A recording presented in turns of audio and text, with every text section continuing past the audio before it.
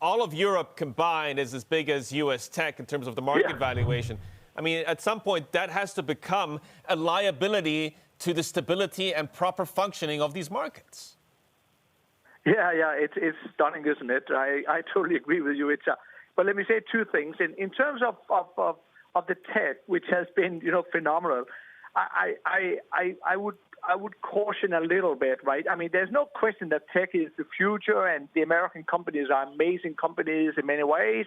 But we are, as we talked about before the break, we are almost certainly entering a long period with lots of tensions between America and China, and it will play out almost certainly in the tech industry, right?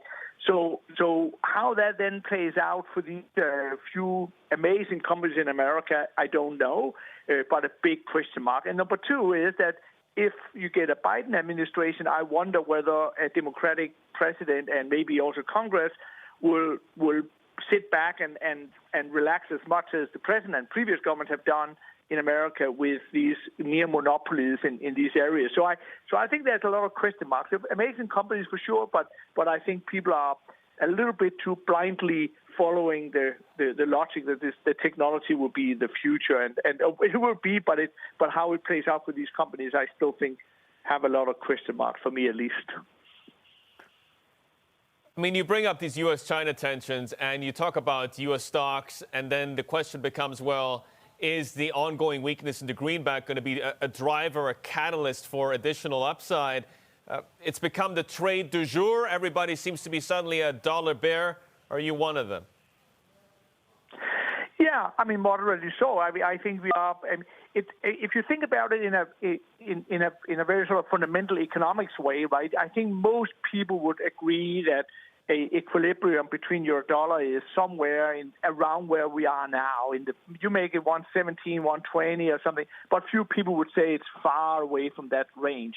Now you look back and you've had basically since early 2018, I guess, you have had sort of a swing away from that fundamental value. And if you then sort of project from that point of view, the periods where the pair goes on one side of the equilibrium to the other, it would be very normal and in line with history that we are now heading for a period of a time where the euro is going to be a bit overvalued. And that's why I'm saying you're probably easily going that 120, 130 ratio. But also, as we talked about, and you mentioned just before, the Fed is probably more likely to be on an aggressive road than the ECB, and that supports that view also.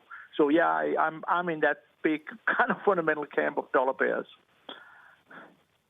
I mean, as we look for opportunities in these markets, you mentioned European equities. I mean, arguably better valuations than their U.S. peers, a little bit of catching up to do. But you could also argue that the commodities complex has quite a bit of catching up to do, and we're seeing it right this minute across the board, from Brent crude all the way to iron ore.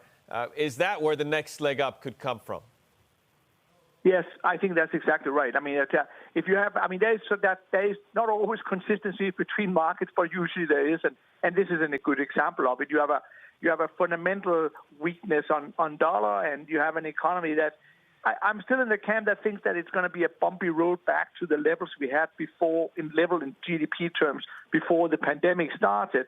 But we are heading that way over the next 12, 18, 24 months or thereabout. So that's sort of good enough.